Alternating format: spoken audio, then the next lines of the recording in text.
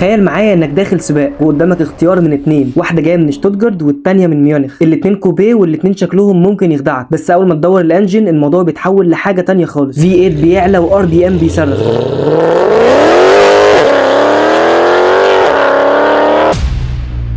والاتنين مستنيين اشاره واحده بس، لان مفيش مجال ان واحده منهم تتنازل للتانيه. مرسيدس سي 6 3 اي ام جي وبي ام دبليو ام 3 اي 92. بس الغريب ان الحرب دي ما بداتش في اليوم اللي العربيتين وقفوا فيه جنب بعض، دي حرب بدات من زمان. حرب كل شركه فيها كانت بتحاول تثبت ان عندها الوصفه السحريه لاشرس كوبيه الماني. والسؤال هنا مش مين اسرع، السؤال الحقيقي مين فيهم كان فعلا ملك الفي 8. انا يوسف والنهارده هجيب لك الخلاصه. ما تنساش تصلي على النبي وتدعي لاخواتنا بالفرج القريب. يلا بينا نبدا.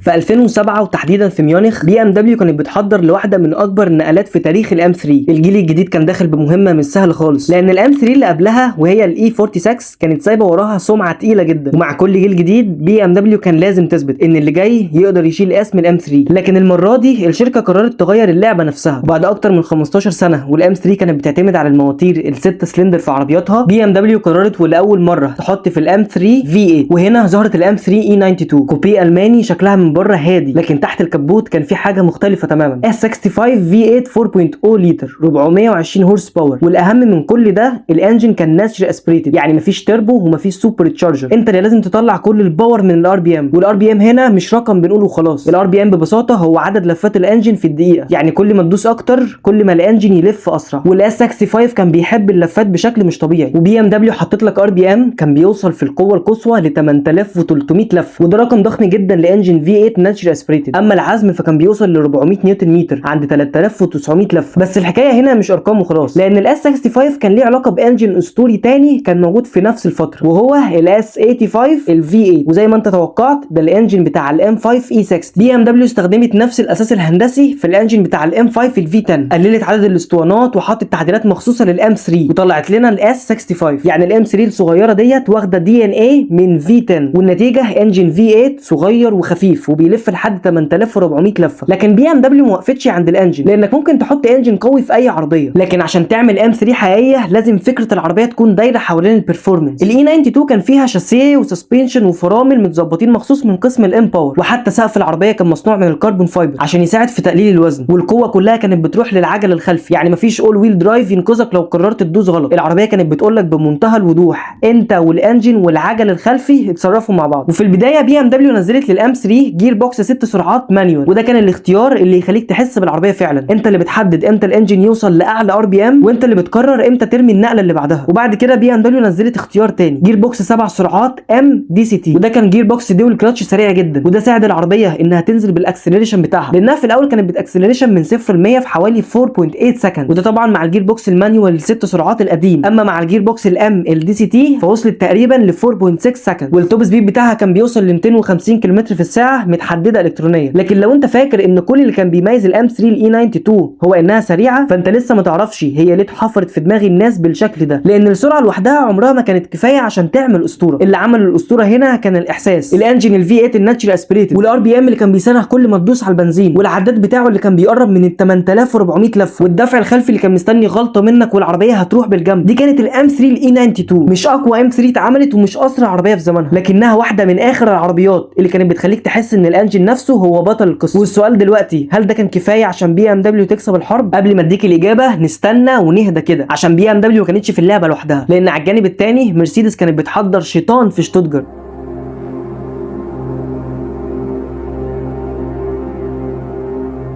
وسنه 2007 مرسيدس قررت تحط اسم جديد على السي كلاس، سي 6 3 اي ام جي، والاسم لوحده ما كانش هو اللي يخوف، اللي كان تحت الكبوت هو اللي يخليك تعيد حساباتك. V8 6.2 لتر، ايوه 6.2 لتر، وبرده من غير تربو او سوبر تشارجر، مجرد V8 كبير ناتشرال اسبريتد. والانجن ده كان اسمه M156، وده كان واحد من اشهر مواتير اي ام جي في الفتره دي. مرسيدس كانت بتطلع منه 457 هورس باور و600 نيوتن متر، والارقام دي لوحدها كانت كفايه تخليك تفهم ان العربيه دي ما كانتش معموله علشان تبقى مجرد سي كلاس اسرع شويه، شويه، دي كانت سي كلاس بس بعقليه ماسل كار، والفرق بينها وبين الام 3 كان واضح من اول لحظه. بي ام دبليو قالت هعمل في 8 صغير خفيف وبيحب الار بي ام. مرسيدس قالت انا مش محتاجه عدد ار بي ام عالي عشان اخليك تحس بالقوه، عندك 600 نيوتن متر و6.2 لتر، فاول ما تدوس بنزين العربيه مش بتستناك توصل لل 8000 ار بي ام، هي بتقول لك خد القوه دلوقتي. والاغرب ان مرسيدس ما حطتش الانجن ده وخلاص وقالت يلا نشوف هيعمل ايه. اي ام جي قعدت تصميم اجزاء كبيره جدا من العربيه علشان تستحمل الباور ده، سسبنشن مخصوص من اي ام جي وفرامل اكبر وتوجيه اسرع، لان ببساطه لو هتحط في 8 6.2 لتر في سي كلاس لازم تعرف هتسيطر عليه ازاي، وخصوصا ان العربيه دي برده كانت دفع خلفي، يعني نفس المدرسه اللي بي ام دبليو ماشيه بيها، لكن كل شركه كانت بتترجم الفكره بطريقتها. بي ام دبليو عندها انجن بيحب اللفات، ومرسيدس عندها انجن بيحب العزم. بي ام دبليو بتطلب منك تستنى الانجن لحد ما يصرخ، ومرسيدس بتديك الباور من بدري وتقول لك اتفضل جرب تمسكها. لكن في نقطه مهمه جدا، السي 63 اللي ظهرت في 2007 كانت سيدان وتورينج، اما الكوبيه اللي احنا داخلين بيها الحرب دي فدي ظهرت بعد كده في 2011. مرسيدس قدمت السي 63 اي ام جي كوبيه ودخلت فيها نفس شخصيه الفي 8 المجنونه، وهنا الموضوع بدا ياخد شكل الحرب الحقيقي، لان دلوقتي بقى عندك كوبيه من بي ام دبليو وكوبيه من مرسيدس، والاثنين دفع خلفي والاثنين في 8 ناتشرالي اسبريتد، والاثنين جايين من اكبر مدرستين في المانيا. لكن مرسيدس ما وقفتش عند السي 63 العاديه، لان اي ام جي كان عندها حاجه اشرس، لان في 2011 اي ام جي كشفت عن واحده من اكتر النسخ المجنونه للعربيه دي، سي 63 اي ام جي كوبيه بلاك سيريز، 517 هورس باور و620 نيوتن متر، هيكل اعرض وسسبنشن رياضي اكتر، وفلسفه العربيه نازله بروح اقرب للتراك كار. ودي كانت مش مجرد نسخه اقوى من السي 63، دي كانت رساله من اي ام جي ان السي 63 مش جايه تنافس الام 3 في الارقام بس، دي جايه تاخد مكانها وسط اشرس العربيات الالمانيه في جيلها. وهنا بقى السؤال اصعب من مجرد مين اسرع، السؤال الحقيقي بقى مين عرف يحول الفي 8 بتاعه لسلاح افضل.